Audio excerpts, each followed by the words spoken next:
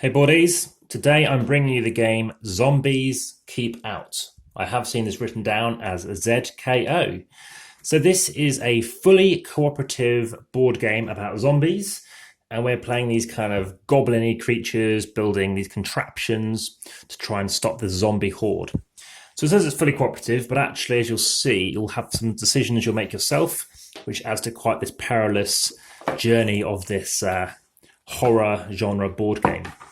So as you can see, it does come with a board, and it's not too big. And whilst I do this setup, how to play review video, you'll notice that some of the parts that are parts of the review, I might well mention early on.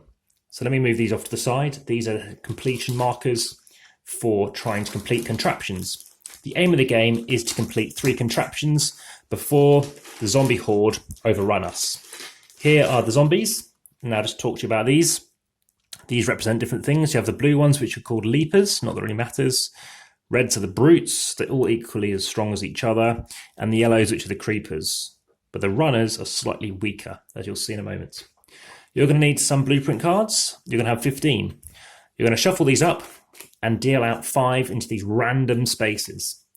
We represent here the cellar, a window, the door, that's the main entrance, a window, and the balcony. So as an example, we're trying to complete these different things that will help fend off fighting off the zombie horde. So it's a 1 to 6 player game. I've played this so far 1 player, so that's a solo mode, and 2 player. You're going to have these terrible things that are going to be happening. That happens first.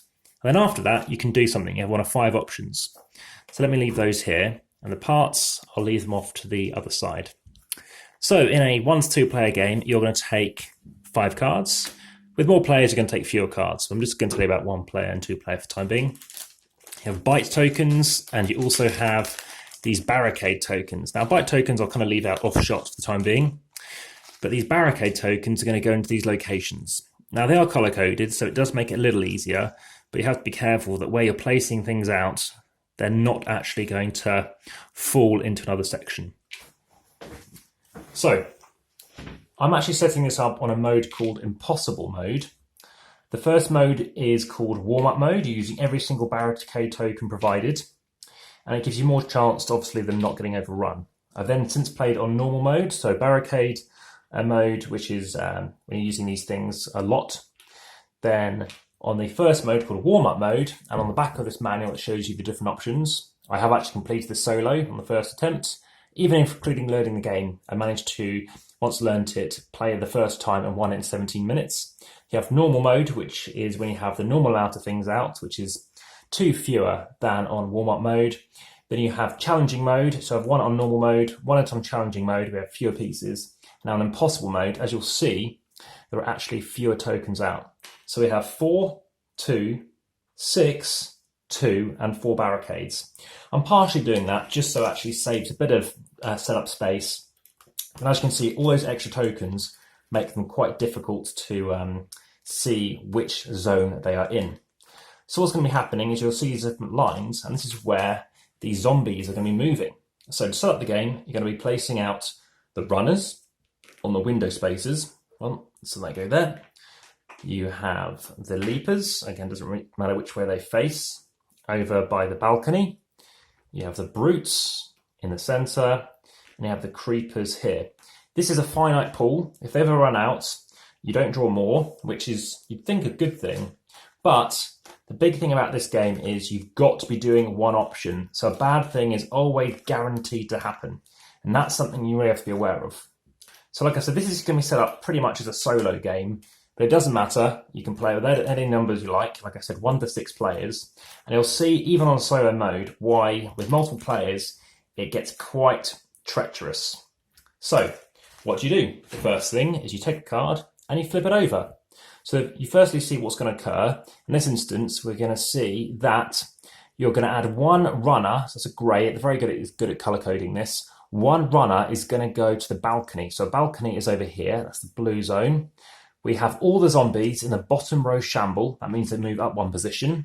And this is called a row. These are called columns. And that's called the top row. And basically, if they move up again, which is if they shamble again, they're going to remove a piece. These guys move 1 piece. These other colours, they all move 2. So as you can see, if one of these guys happen to be here for some reason, which as you'll see they won't, because red moves this way, blue moves this way, and yellow moves this way, but for some reason, let's say 3 yellow guys are here, then the zombie is going to take 2, 4, and that immediately loses. So you'll lose this card. So your race is a tower defense game to try and complete 3 contraptions before 3 of these locations overrun. If one overruns, what happens is they're now going to work on the next one. So you want to complete these. So before we do anything else, let's look at the 5 cards. Even though the zombies are happy to move, we can start considering where do we want to be moving. So we have different colours. These locations represent only 3 of these 5 colours. Funnily enough, got very lucky here. We happen to shuffle, well, not necessarily lucky, but 5 different things. So in this case, we might want to try and do these things. Let me pick up one of these cards and see what they represent. So it says here, you can be drawing 5 cards as a supply to these parts cards, which are the resources. You must get these cards to win the game. Remember, you're going to need 8 to complete a card. You need 24 of the right type, if you're lucky, in a minimum 24 cards to win the game. And you're going to push the button twice. So you're going to flip the card over, and from now on you can always push the button as an action. This means you can choose a space within one of this location and destroy up to 1 zombie in that space, and up to 1 zombie in a space behind it in the same column. So in this instance, 1 space away is here and here. That's equidistant, basically diagonal is fine. And then you can go 1 behind it. So it could go there or it could go there. So from this location, that is 1 space and that will be behind it. So that's kind of something I want to work towards. Other things might give you more cards. Other things might allow you to place out barricades. There's 1 card that lets you move bite tokens. There are cards whereby if a terrible thing, and you choose to pick the one that gives you a bite token, 1 bite token means you have to slow your voice a bit.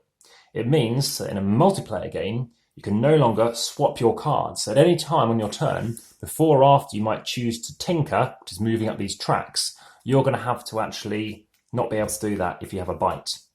If you have 2 bite tokens, and I believe they do stack, is how we play it, from now on, you can no longer do this action.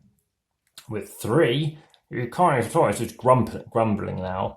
With 3, you're going to pick a number to 1 and 3 and say 1, read it, and in this case you've got to do it. So add 2 runners to the board. Now, that might be fine, but if there are no runners left, or there's only 1 left, and it says add 2, you can't pick that option. You've got to pick something else. Whenever it actually says add something to the board and you cannot do it, or do something, you've got to do a different option. Okay, so everything is set up. I want to put away the rest of these bite tokens. And like I say, we're trying to deal with the stuff. We're trying to deal with the stuff and try and do it whilst these pesky zombies try and come at us. So, what options do we have? Well, we've got those 5 cards, so we'll leave them partially visible down here. Okay, I quite like the effect. I did say I might leave the review towards the end, but one thing I don't like is the fact that it's such a cool board. It looks greasy, it looks dirty, but that's just the board. It's nothing to do with the actual stuff. Something else I do want to do is just leave the board cover in shot there. Okay, so let's leave that there and move everything else over a bit. So, like I said, that is the game Zombies Keep Out, and it's by Privateer Games. So, what can we do? We got one of these options. We can add a runner to the balcony, column, or door. Let me just talk through some of these bits.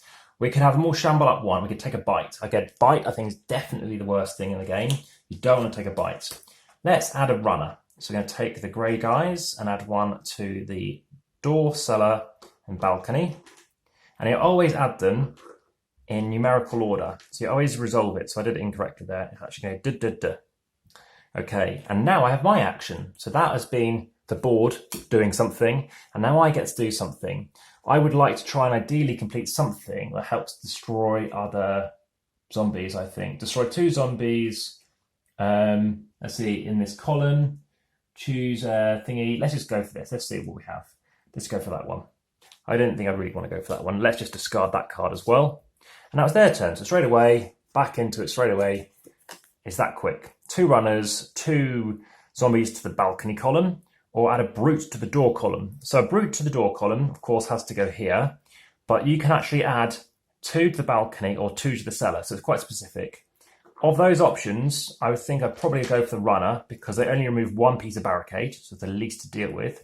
But as you can see, I've got too many people. I get to pick one of them and move them up.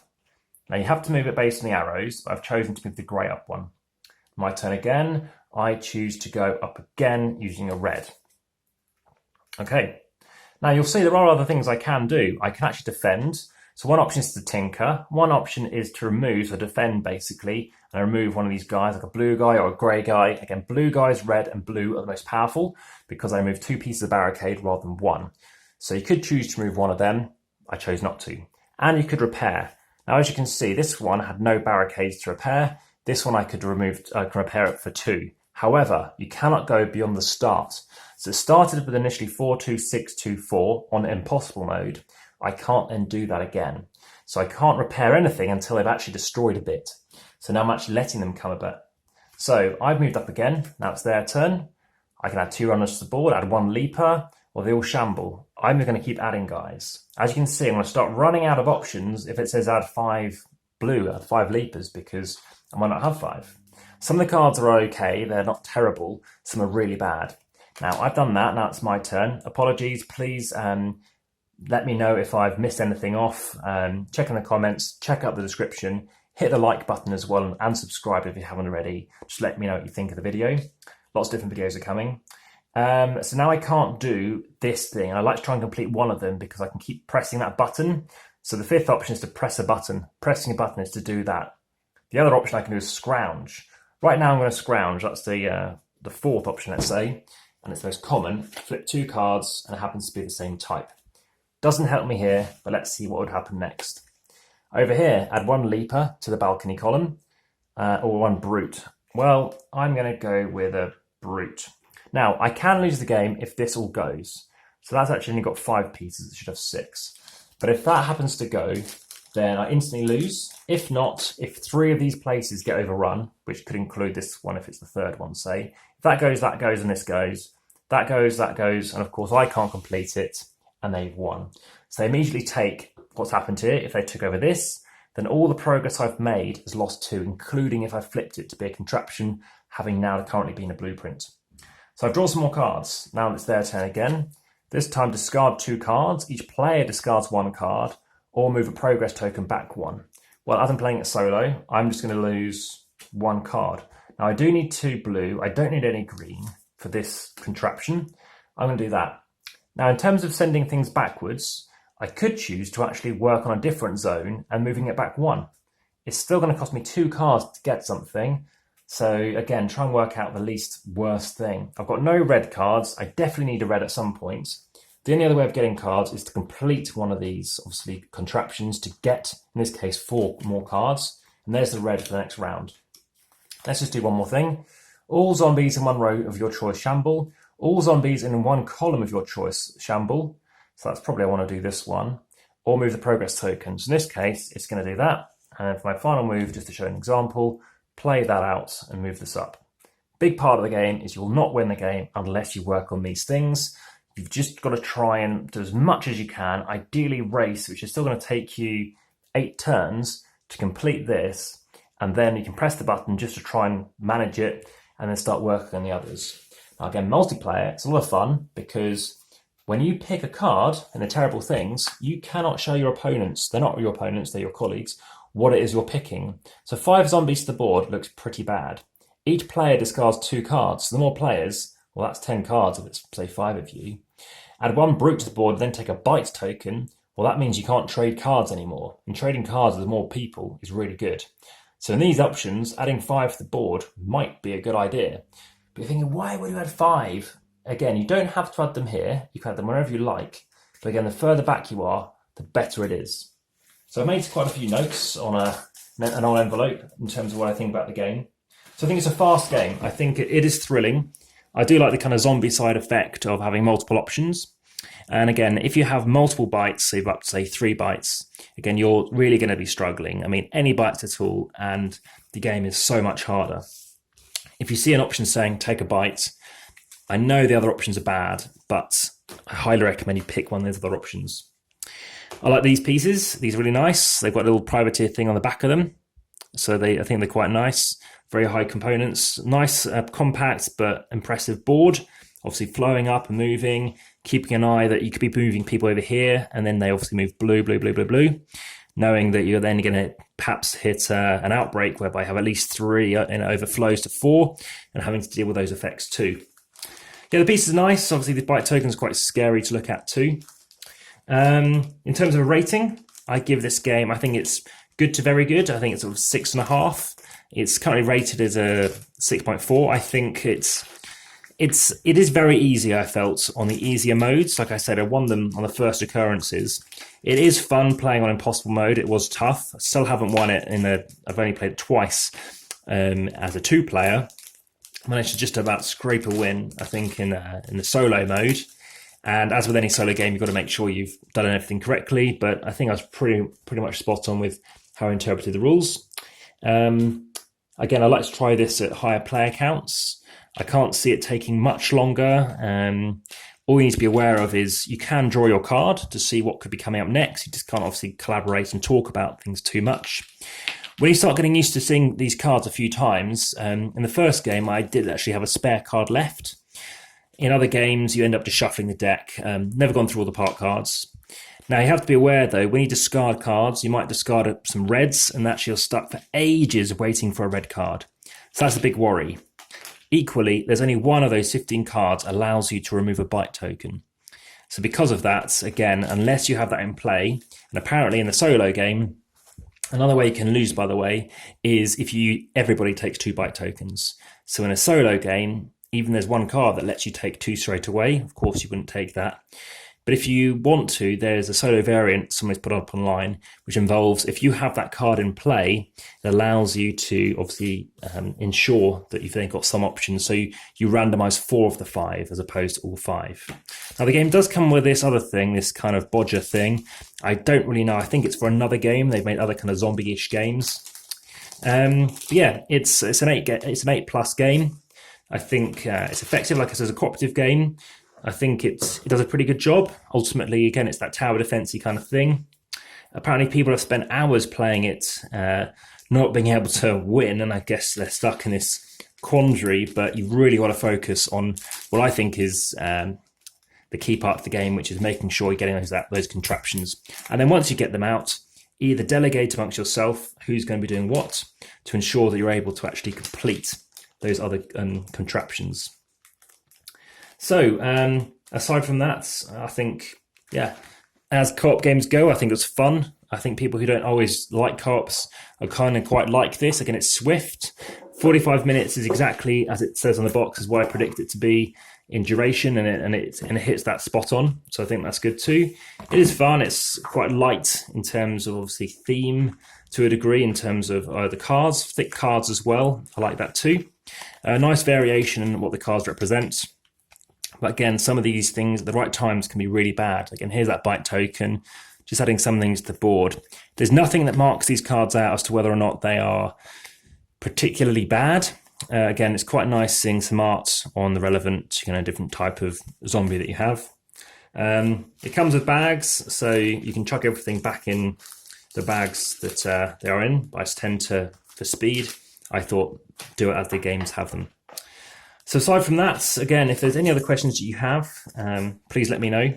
But this has been Zombies Keep Out. And again, you'll see it's online listed as ZKO. I have noticed one thing, and that doesn't have holes in this bag, even though it seems to be suitable for general play. So again, there are other cooperative games that I've reviewed, including Zombicide, which is a game I mentioned earlier. So check out my Black Plague videos on that. But that has been a game I picked up a few years ago and been great to try out. That is Zombies Keep Out. All the best. Bye for now.